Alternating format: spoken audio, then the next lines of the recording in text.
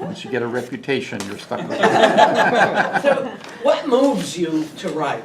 Ever since 1972, 40 years ago, I don't know how that happened, when I read Erica Jong's Fear of Flying about her post-divorce escapades, I said, I can do better than that, the timer's on green. And I said, I can write a best-selling book. I'm a human sexuality educator. I've lived my life that way. And I even wrote a screenplay 20 years ago called Hopelessly Heterosexual, The Tenure Trap, about a women power struggle in academia. But years later, my first book that I'm here to talk about, a year's worth of promotion about, wrote me. And I revised my vision statement. Because back then there were delusions of dollar signs and fame in my 26-year-old head. And today my vision is my voice heard at the highest level to do the greatest good, yes, for the maximum reward, and to be fun. And what I've done in the last year, since this book came out, Invisible Grandparent, which I thought was up there, was promoted in many different ways, some successful, some not, and I will show you what they are. The first suggestion I give you, though, is when you title your book, before you get it published, to think about the categories that it fits into. What genre is it? Because bookstores, websites, conferences want to know whether it's psychology or self-help or spirituality and or parenting, and mine was all of the above. And I've given you all a list of book promotion ways, and I'm just going to summarize a few while I get out some of the goodies and other ways that I used this year. And of course, social media, Facebook, Twitter, LinkedIn, interest is maximum with SEO, and I didn't even know what SEO was, search engine optimization. But some of us over 40 or 50 need to hire someone to help us with that. We have no desire, as most of you do, I can see in this room, to be at a computer moving pictures around and promoting yourself all day long. Getting reviews on Amazon are great. Blogging on your own website, a website is essential, is important. Commenting on other writers like yours on their blogs and developing relationships with writers is very important. Press releases at newspapers and magazine articles in your hometown, or especially alumni newsletters, will get people to buy the book who knew you. I've done that, and this past summer I was asked to go to a writers' festival in upstate New York, and I got the book in 2 independent bookstores. And by the way, getting your book as a independently or self-published writer in a bookstore, you have to develop a personal relationship. 3 bookstores here have took 10 copies of my book, and they sold 6 or 7 because I live here. 2 independent bookstores in upstate New York took my book and sold 1. You have to help them display it. They put it next to Anne Lamott's book on parenting. I put articles in a monthly magazine about a workshop I was giving that circulates to 5,000. I got in local media on calendars. But guess how many people signed up for a workshop on invisible grandparenting, healing separation? 1. And she, the sweet lady, made me give the workshop to her and 11 invisible participants. So undaunted, I moved on. At the Writers' Conference, I entered, at the Writers' Conference, I did sell about 35 books when I gave a reading and gave partly a different version of this talk. You can enter contests where your book might win an honorable mention or first. The big ones are Writer's Digest, but there's hundreds of little contests that'll cost like $99 to enter your book, send them the book. And then I got an honorable mention at the Los Angeles Book Festival.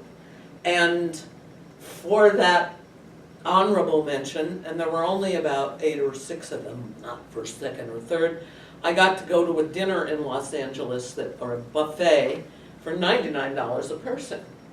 That's 2 times 99. Then the buffet turned out to be wine and hors d'oeuvres, and I got to pitch it for 1 people. I also got to buy these impressive stickers for $49 for 99 stickers. So caveat beware. And the final big way I promoted this book this year was at a trade show at a conference. What better place than art to sell my book? 10,000 senior citizens will be walking through the San Diego Convention Center.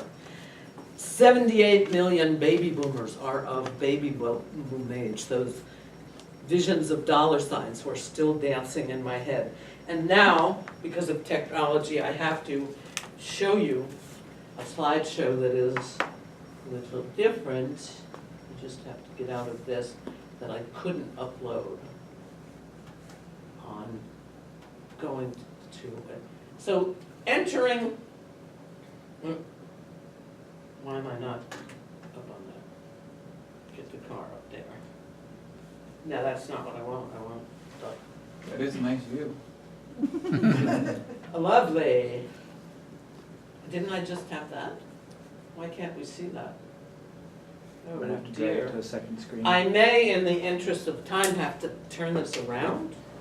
I could not upload this series of iPhoto pictures without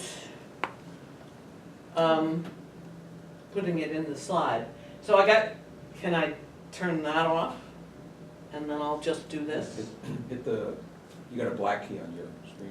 It showed earlier, before the meeting. It's a matter of switching desktops. Right now, the virtual desktop is on. How do I switch it? Oh, I switch don't it know. out of I'm not a Mac laptop? user. No?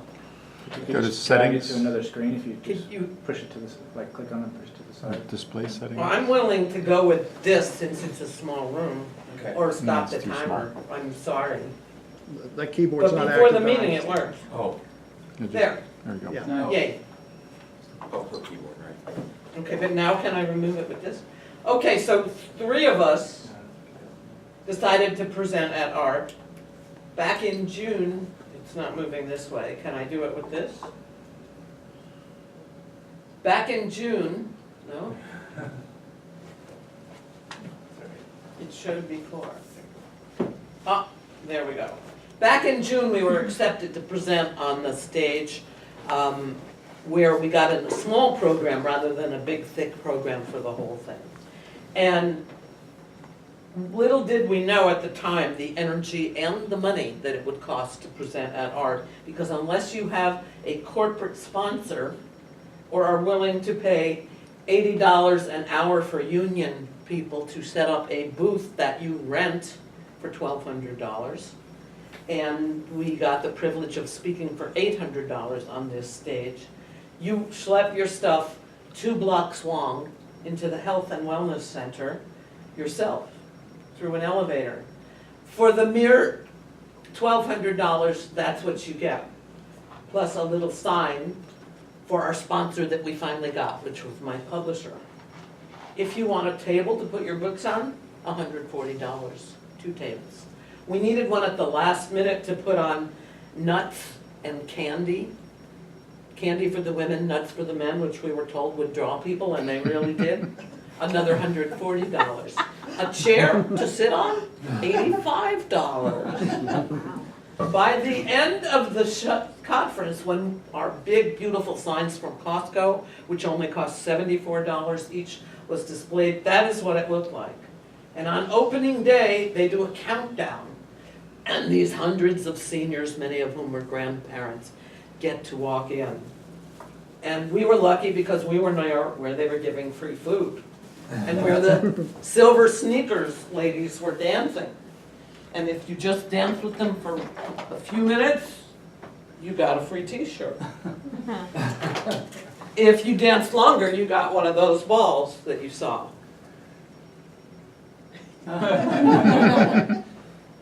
And if you signed this board, you got these glasses. So people were rushing past our booth with all its intimate messages to get these free goodies.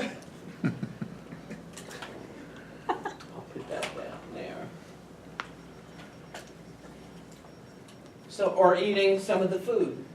And yet people would stop, they would engage with us, they would sell our books. We gave out hundreds of these postcards which advertised things, and these flyers, 400 flyers we gave out to people who were indeed hopefully going to show up at 4:30 on Friday afternoon to buy our book.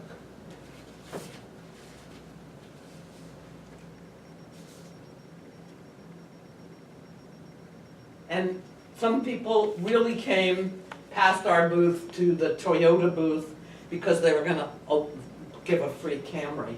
Most people came to engage in some of this memory screening. My favorite booth was the one where you got, if you walk through this tunnel for colon cancer screening, which had the bathroom at the end, you got a free cookie. Okay. Bingo was one of the other most popular things there. More popular than these natural pain relieving gels. But not quite as popular as these ladies that were dancing to their own videos that they were selling, that were right outside the stage we were presenting on and presenting during our presentation. So there were some disappointments there. All of us came, and it certainly was fun, to hear Kevin Spacey and Julia Louis-Dreyfus in an auditorium that sat 10,000, and Arianna Huffington talk about her book, Thrive. But overall, when it came time for our presentation at 4:30 on Friday afternoon, there were the empty chairs before, and we filled the chairs with how many people, guess? 25, 26. We were disappointed, but those who were there bought our books, were moved. Okay, so in summary, going to trade shows as independent publishers, remember that people don't go there to buy books, they go there to have fun. It's money and it's work. But there are real possibilities in it. Now I want to go back to the PowerPoint for a couple final words. So I go escape. And those couple final words are, my vision's changed over the years, and I've realized that promotion is not just about profit. I've got the delusions of grandeur out of my head. One woman walked all the way from the display bookstore to my book and said, oh, I thought I was the only one invisible grandparent. And it's about connection. It's about getting your material read and having it affect people's lives is not easy to do, and it isn't something you can measure. Promotion takes time, energy, and resources, dollars. It cost us, but we split it 3 ways, $3,900 to get to art. So thank you for listening to the legacy of my first year. What will your promotion plan look like? Thank you.